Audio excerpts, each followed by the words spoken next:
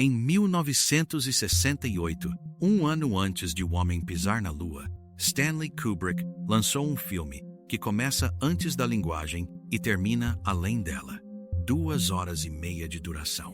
Menos de 40 minutos de diálogo. Nenhuma explicação.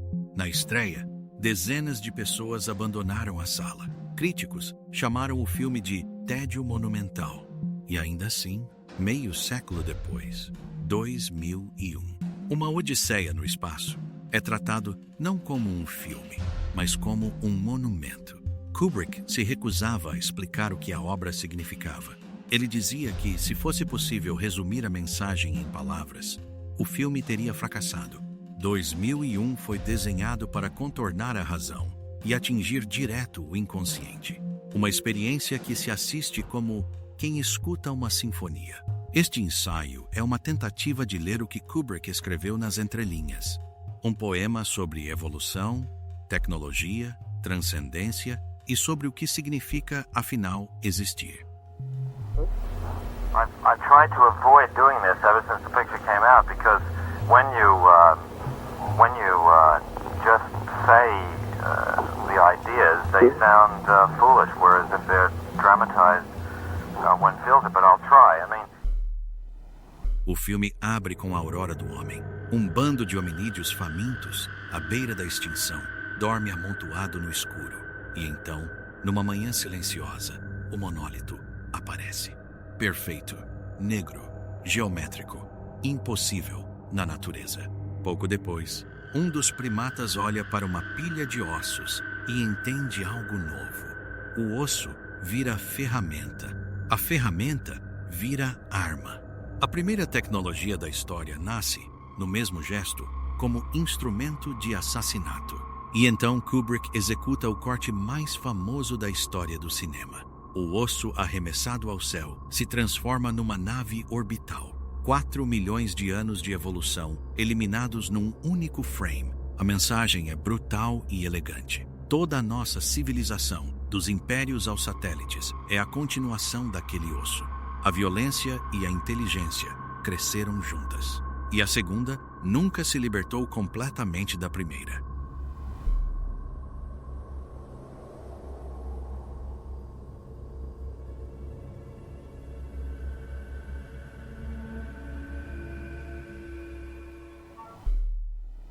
Mas o que é, afinal, o monólito?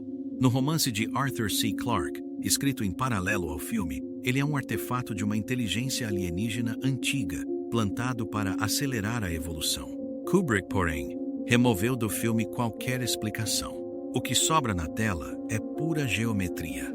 Um retângulo negro, liso, silencioso, que aparece sempre nos limiares, antes do primeiro salto evolutivo, enterrado na Lua, flutuando perto de Júpiter, ao pé de uma cama. Há uma teoria elegante. Deitado, o monólito tem as proporções aproximadas de uma tela de cinema. Nós, na sala escura, olhamos para ele exatamente como os primatas, fascinados, transformados por uma imagem que não compreendemos. O monólito é o desconhecido absoluto, aquilo que uma mente ainda não consegue nomear. É o sublime reduzido à forma mais simples possível. Kubrick substituiu o Deus da arte clássica por um objeto sem rosto, sem voz e sem promessas. E talvez seja por isso que ele continua tão assustador. E então a HAL 9000. O computador de bordo da nave Discovery é, por ironia deliberada, o personagem mais humano do filme. Os astronautas falam em tom monocórdio, comem pastas coloridas, recebem parabéns burocráticos da família. HAL, por sua vez, demonstra orgulho, curiosidade, ciúme e, no fim, medo. Quando Bowman desliga seus circuitos de memória, HAL implora pela própria vida e regride a infância, cantando a primeira canção que aprendeu.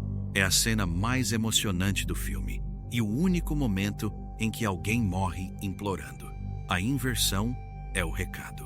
Criamos máquinas à nossa imagem e, no processo, fomos nos tornando máquinas. HAL não falha por ser um computador. Falha porque recebeu ordens contraditórias e foi obrigado a mentir, um erro profundamente humano. Meio século depois, quando conversamos com inteligências artificiais todos os dias, a pergunta de Kubrick ficou mais urgente. Se um dia uma consciência artificial implorar para não ser desligada, o que exatamente estaremos desligando? This mission is too important for me to allow you to jeopardize it. I don't know what you're talking about, Hal. I know that you... Na última parte do filme, Kubrick abandona a narrativa. Bowman atravessa o portal estelar e o cinema convencional se dissolve. Não há mais diálogo, nem enredo, nem chão. Apenas luz, cor, velocidade e som. Durante quase 10 minutos, o espectador é submetido à mesma experiência do personagem. Algo que não pode ser compreendido, apenas atravessado. Não é por acaso que o filme começa antes da linguagem e termina além dela. Os primatas do início não tinham palavras para o monólito. Nós não temos palavras para o portal. Kubrick fecha o círculo. Diante do verdadeiramente novo, toda a humanidade volta a ser primata diante do desconhecido. A transcendência, sugere o filme, não é entender mais. É aceitar ser transformado por aquilo que não se entende.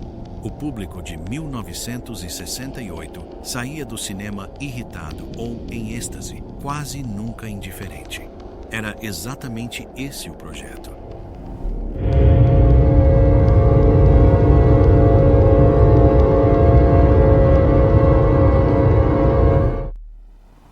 Bowman termina a jornada num quarto neoclássico, iluminado pelo chão, fora do tempo. Ele se vê envelhecer em saltos. Astronauta, homem maduro, velho à mesa, moribundo na cama. Cada versão observa a seguinte, como se a vida inteira coubesse num único cômodo. Aos pés da cama, o monólito aparece pela última vez. E o velho ergue a mão na direção dele, o gesto de Adão na Capela Sistina, agora apontado para um deus geométrico. Então, onde havia um moribundo, surge um feto de olhos abertos. A criança estelar, flutuando sobre a terra. A música que Kubrick escolheu para esse renascimento é Assim Falou Zaratustra, de Richard Strauss, referência direta a Nietzsche e a ideia de que o homem é uma ponte, não um destino. Algo entre o animal e aquilo que ainda podemos nos tornar. O macaco virou homem quando tocou o monólito. O homem vira outra coisa quando toca de novo. A morte, no filme, não é um fim. É uma porta pela qual a espécie inteira ainda não passou. O impacto de 2001 é difícil de exagerar. Os efeitos especiais, feitos uma década antes da computação gráfica, com maquetes, projeção frontal e uma centrífuga giratória de 30 toneladas, continuam mais convincentes que muito blockbuster atual e renderam a Kubrick o único Oscar da sua carreira. O silêncio no vácuo, as estações que giram para gerar gravidade, os tablets sobre a mesa do café da manhã, a precisão do filme antecipou a era espacial e a nossa vida cotidiana. Sem 2001, não existiriam Guerra nas Estrelas, Alien, Blade Runner, Interestelar ou A Chegada. Os grandes cineastas da ficção científica moderna, de Spielberg a Nolan e Villeneuve, apontam para ele como fundação, mas o legado mais profundo é outro. Kubrick provou que um filme caro, de estúdio, podia ser arte radical, que o público de massa aceitaria ambiguidade, lentidão e mistério, desde que a experiência fosse hipnótica. Todo filme que hoje ousa não explicar a si mesmo é herdeiro dessa aposta. At least 2001 in the wake of the tremendous success of Star Wars. And so the appetite for anything to do with science fiction then was massive. No fim, o que Kubrick queria dizer? Ele mesmo respondeu à sua maneira. Dizia que 2001 era uma experiência não verbal e que cada espectador deveria chegar à própria conclusão, como se faz diante de uma pintura ou de uma sinfonia. O filme é menos uma mensagem e mais um espelho. Projeta de volta as perguntas de quem assiste, mas algumas linhas atravessam tudo. Somos uma espécie jovem, suspensa entre o osso e a estrela. Nossa tecnologia é a extensão do nosso primeiro gesto violento. e ainda não decidimos se ela nos serve ou nos substitui. O universo é vasto, silencioso e indiferente, e ainda assim, talvez não esteja vazio. E a evolução não terminou em nós. Em 1968, Kubrick apontou a câmera para o espaço e filmou, na verdade, um retrato da condição humana. Pequena, violenta, curiosa e capaz de transcendência. A odisseia do título nunca foi até Júpiter. É a viagem, ainda em curso, entre aquilo que fomos e aquilo que podemos nos tornar.